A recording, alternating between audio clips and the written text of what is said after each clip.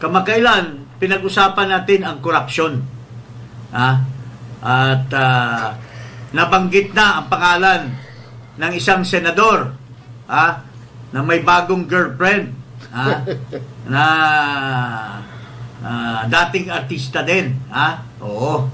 Itong senador na ito ay kasabwat daw at hindi ipagkakaila dahil may mga whistleblower na nagsasabi na yung pamilya nila ay talagang involved sa pogo dyan sa kanilang kinaroroonan sa Pampanga. Ito po, unang in-expose nitong ating kaibigan na abogado, si Attorney Toto Causing. Ito po ang una niyang binanggit tungkol dyan sa Senator Lito Lapid di umano. Akala ni Lito Lapid, drama lang ito sa Quiapo. Pero ito ay true to life story na involve ang kanyang pamilya dyan sa Pogo. Ito po si Causing. Ang problema nito kay Lito Lapid, unang-una, sinabi niya na ako raw ay tinatanggi niya una na wala siyang lupa dyan. Okay. So, ngayon, tinatanggap ko yung hamon mo kung may ebidensya. Ito, may hawak po ako na tax declaration. Nakalagay, tax declaration. Lapid Manuel and Lapid Marisa T. spouses. Kailan ibinigay? 2010. So, ibig sabihin, ano ito? At saka, Lito Lapid, huwag ka na magmaang-maangan na hindi mo alam na mayroong pugo. Nakakaano ka, nakakasal. Tapos, kikwento ka, yung engineer doon, kilalang-kilala mo, yung si Mayor, kilalang-kilala mo, bakit sasabihin mo yung pugo ay hindi mo alam? Okay, Mr. Attorney Toto Causing has made this point. And what did he say? Na itong si Lito Lapid ay protector ng mga pogo. Di umano. At ito po ay napatunayan ngayon dahil may isang mag-ina by the name of Yumi Santiago at yung kanyang nanay, pinatunayan na yung pamilya ni Lito Lapid, di umano, ay talagang buong pamilya ay malapit sa mga nagpapalakad ng pogo dyan sa Pampanga. Ito, pakinggan natin itong interview ni Sas Rogando dito kay Yumi Santiago. At itong, bago natin ipapakinig, yung Yumi Santiago, mayroon siyang vlog at mayroon siyang part 1, part 2, part 3, part 4 at saka finale na sinasabi niya doon na yung anak ni Lito Lapid, a certain Maan hindi Maan Ontiveros, a certain Maan Lapid na namumuno dyan sa Airport Authority ay may kinalaman sa pagpaalis ng 600 pogo. At ito po ay kasabwat daw ang mga empleyado ng Bureau of Immigration. Pinatunayan nila pero biglang naglaho ang mga vlog niya. Nagkabayaran ba? At minensyon ni Yumi doon sa interview or sa kanyang vlog na nakialam daw itong si Mr. Panelo. Ay hindi ko alam kung sintong Panelo na ito. Ito ba yung Kengkoy na Panelo? Na binalaan daw sila na sinasabi daw nitong Yumi na tumawag daw si kasi mga Duterte itong pamilya na ito itong mag-ina na ito. Tumawag daw si Panelo at wag na lang daw itutuloy itong mga vlogs nila dahil kaibigan niya si Lito Lapid. Nakakapagtaka naman yung Lito Lapid na sa partido ni Marcos, isa sa mga kandidato, at ito namang si Panelo ay nagpapakita na loyal daw siya kay Duterte. So, bakit mo poprotektahan ang isang kalaban? Iyon ang tanong. At dito, mapapakinggan natin itong Yumi Santiago na ini-interview ni Sas Rogando, na sinasabi niya na nakita niya yung Maan ay may kinalaman doon sa mga umalis na mga Chinese na 600 at binabilisan ang pag-alis, mayroong pera involved dito. Okay, pakinggan natin itong interview ni Sas Rogando. May sinabi ka dyan na pinatakas. Sinong unang sinabi mo? May mga pinatakas na pogo. Okay? At ang nilink mo ay isang nagngangalang Maan. Tanong ng karamihan ngayon sa atin, Yumi, sino si Maan at kaano-ano mo siya? Si Maan is anak siya ng senador at isa siya siya ang mismong head ng airport ng Clark. Siya mismo ang head ng airport. And then naging kaibigan ko siya for how many years? Si Maan ba ay si Maan Lapid na head of B.I. Clark International Airport? Yes, siya. Ngayon, so si Maan Lapid, ito ba ang sinasabi mong anak ng senador? Oo, siya. Sinong senador ang tatay niya? Hindi ko alam. Si Senator Lito Lapid. Okay. So, ang Maan Lapid na pasabog ng taon ay si Maan Lapid na anak ni Senator Lito Lapid. Yumi Santiago, sinabi mo na si Maan ang may responsibilidad na magpatakas ng mga pogo. Tama ba o hindi? Yes, siya. Siya. Ngayon, ang tanong ng bayan, papaano mo nasabi na siya ang may kagagawan nito? Nakita ko mismo yung, all in all, kumbaga, nakita ko na mismo yung manifesto na nakapangalan kay Senator Risa Hontiveros. Sabi mo kasi, nakita mo ang manifesto. Anong ibig sabihin ng manifesto?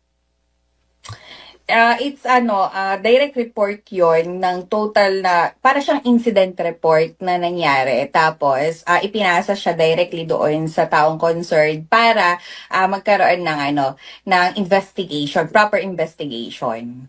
Ganun Okay. siya. So, ito, manifesto ito ng Bureau of Immigration. Mm-mm. Anong nakalagay sa manifesto? Ang nakalagay doon is total of 3 aircraft. Tapos, 3 aircraft and then majority is Taiwanese. Actually, hindi siya pinatakas. It's arrival. Arrival siya. Arrival na pinarush yung pagtatank ng visa. Tapos, walang investigation. As in, sinabihan lang yung mga nasa IO na papasok na lahat yan. So, kaya nag-OT sila. And then, binigay lang is, syempre may mga binigay na, alam mo, under the table na pera. Hindi nasiyahan yung mga tao. Okay, wait. Ito ang klaro. Yung pinatakas is pinapasok. Ibig sabihin, pinapusli papasok. Papasok, oo. Kailan ito nangyaring pinapasok? That was last year. I don't know if September or October. Mga ganun naglalaro kasi siya doon. I can't remember. Pero, kasagsagan siya ni Ng hearing. Ng hearing ni Alice Go. So, ito ay mga Taiwanese na pinapasok ng bonggang-bongga. Ilang mga aircraft ito? 3 aircraft sa Taiwanese. Taiwanese. Oh, sa Ngayon, sinong nagpakita sa iyo ng manifesto? Taga-BI. Taga-BI. Pwede mo bang pangalanan ang taga-Bureau of Immigration na yan? Wag na. Di ba wag na? Okay. So, ito ay mga Taiwanese na pinapasok ng bansa sa Clark. So, ito yung sinasabi niyong pinatakas. Papasok. Pero yung pinatakas is papasok ng Pilipinas. Rush. Itong mga Taiwanese ba ito ay Pogo? Yes. How did you know na Pogo sila? After mag-expire ng ito malaking ano to. Ewan ko kung mabubuksan ulit. Pero, I think January din, nagkaroon ng ang tawag dito, raid. Ang BI with RTIA, alam ko, tsaka NBI, expired na lahat ng ng visa nila. 200 of them were caught, tapos sa Pogo Hub. Ito yung mga Taiwanese. Taiwanese. Actually, madami na din. May Chinese, Taiwanese, halo-halo. Ganun na siya. Okay, sinabi mo mismo na anak ni Senator Lito Lapid ang nagpapasok. Okay. At ang mga nag-assist na Bureau of Immigration sa Clark ay binigyan ng 20,000 each. Ito ba ang dahilan kung bakit may mga nag-explode dahil 20,000 lang ang ibinigay sa kanila? Oo, to be honest, yun yung yun na talaga yun. Kumbaga, aminin man natin sa hindi kasi nasiyahan. Hindi kasi nasiyahan yung mga pinagbibigyan ng 20,000. Ang laki kasi ng natanggap na pera. Yun ang main concern talaga doon. Parang Yun ang main ba? concern, kaya ito ay kumalat. Dahil Yes. 20,000 lang ang ibinigay doon. O meron kang nakitang manifesto. At nabanggit mo early on na ang manifesto ay naka-address sa isang senador. Kanino naka-address ang manifesto na yun at sinong senador? Kay Senator Risa Hontiveros. So, yung sinabi niyong humarang ng senador, sino yung sinasabi niyong humarang ng senador? Si Senator Risa Hontiveros. Kasi nasa kanya yung manifesto ng listahan ng mga pinapasok na Pogo workers na mga Taiwanese. Tsaka ganito yan, sa BI kasi meron yang tawag dito, emails, 'di ba? Meron yung thread na emails. So ngayon, may mga screenshot ako before that na nababasa ko talaga yung mga nangyayari sa loob ng BI since kasi syempre alam mo na pa may mga puting ahas din naman tayo sa loob diyan. Kinukwento. So ngayon yung email thread na yun, sinabi pa nga na naku, umiikot na yung puwit ni Maay na yung manifesto dinala na dun sa Senate, gano'n. May gano'n na kwento hanggang sa ayun na nga, pagdating na kay ni-receive ni Senator Hontiveros, stop. Dead na yung lahat. Biglang tahimik na lahat. Wala na. Si Maan ay nagpapanik dahil ang manifesto ay ipapadala na sa Senado. Siyempre magpapanik ka, no? Yeah. Pero napunta ang manifesto kay Senator Risa Hontiveros. Yeah. Hindi na nagpanik si Maan. Hindi na. Wala na. So- Biglang, na siya, nabansagan na siya na untouchable sa Clark. Ngayon, pagdating sa mesa ni Senador Risa Hontiveros, ang manifesto ng mga Taiwanese na Pogo, majority na Taiwanese na Pogo workers, stop ang investigation. Wala nang chika. Wala na. So ngayon, dahil si Senator Risa Hontiveros ang huling nakatanggap ng manifesto, anong ibig sabihin nito? Dahil siya nagpapigil na. Yun lang naman ang alam mo yung parang simpleng maritesan lang sa opisina. Ang sinasabi, ala na, na-hold na, ala na, may humarang na, ganun. Wala na. Sandali. Kasi, baka naman si Senator Lito Lapid, or baka naman magkabarkada si Senator Risa Hontiveros sa Senator Lito Lapid. Ako, hindi ko alam yung personal nilang relationship, pero madami nagsabi din, hearsay, na magkaibigan sila. Magkaibigan si Senator Lito Lapid at si Senator Risa Hontiveros. Iyon naman ito para sa katotohanan lang. Ang totoo daw niya, talaga mabait daw si Senator Lito Lapid. So, maaari na si Senator Lito Lapid ay walang kinalaman sa ginagawa ng kanyang anak. Pwedeng gano'n. Kung wala po kayong kinalaman, Senator Lito Lapid, sa Pogo, katulad ng sinasabi ninyo, bakit po ang anak ninyong si Maynard, ang kalanch ni Sheila Go, na kapatid ni Alice Go? Klarong-klaro na may sabwatan at may mga cover-up. At hindi naman natin pwede ipagkaila dahil talaga yung isang senadora dyan na nagmamalinis parate. Binabira si Kibuloy, binibira yung mga Duterte, pero marami palang tinatago na mga kabulastugan. So, ito yung hontevirus ng Senado base sa sinasabi ni Yumi as interviewed by Sas Rogando, ay mayroon na daw manifesto na about 600 Chinese na involved sa Pogo ay pinuslit at pinapaalis upon the intercession nung Maan Lapid na anak ni Lapid, who is the head of the Clark International Airport. Kasabwat ang mga some officials of the Bureau of Immigration at nagkakabayaran ng malaki. Pero according to Yumi, kaya sumingaw dahil 20,000 lang bawat isa ang binayad. And she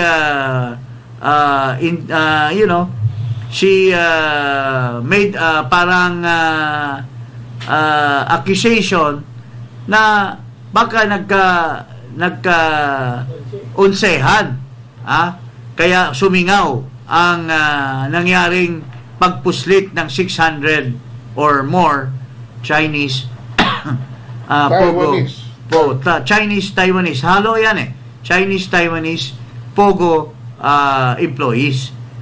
Ngayon, ang matindi dito, nagkaroon ng investigation si Risa Hontiveros at isa ito sa mga karapat-dapat sanang sabihin as part of the investigation na may napuslit pero hindi niya mini-mention, kinover up allegedly nitong Risa Hontiveros, which just merely shows that she's a player and there's an alleged corruption that may have gone on as far as this investigation is concerned. Paring Ado, ano masasabi mo, Paring Ado? So 30 million ang dapat na nagpalitan ng kamay dahil 50,000 per 600.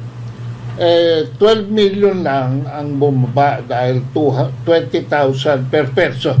Oo. So saan napunta yung 30? Oo. Ang sinasabi ni Yumi,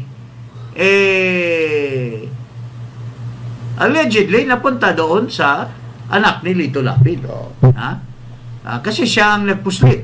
At saka in one blog pero ang matindi dito, sinabi na pakinggan ko yung isang blog no itong Yumi, nag-intercede daw si Panelo, itong Kengkoy na Panelo, na nakialam na wag na lang ninyong kasi kaibigan daw nila ito dahil Duterte loyalist itong Yumi at saka yung nanay niya, at wag na lang daw i-implicate, i-porso.